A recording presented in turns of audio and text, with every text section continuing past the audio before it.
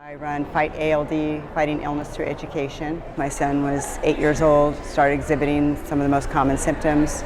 Was misdiagnosed with attention deficit disorder, recurring viral infections, and childhood onset migraines.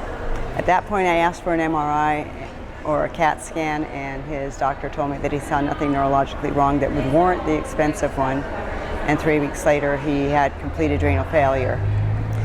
So since he passed and I started my foundation, I got an RV and plastered it with information about the disease, and I traveled across all 48 states and visited over 3,300 medical facilities taking information about the disease.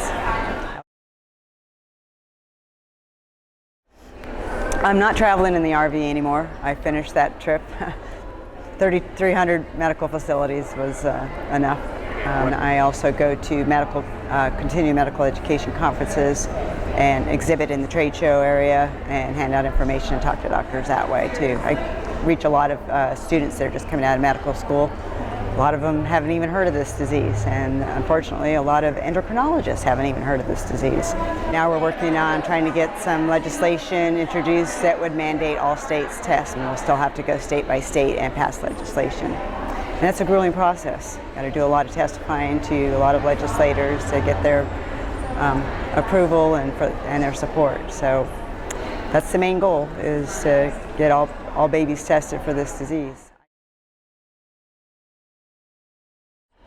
The only resistance we're getting from the politicians is the dollars.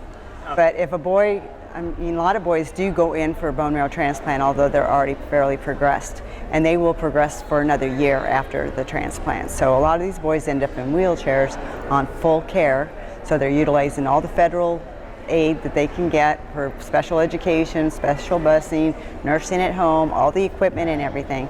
And you're talking about probably $1 million if this child lives for 5 to 10 years. And that will put one machine in a hospital.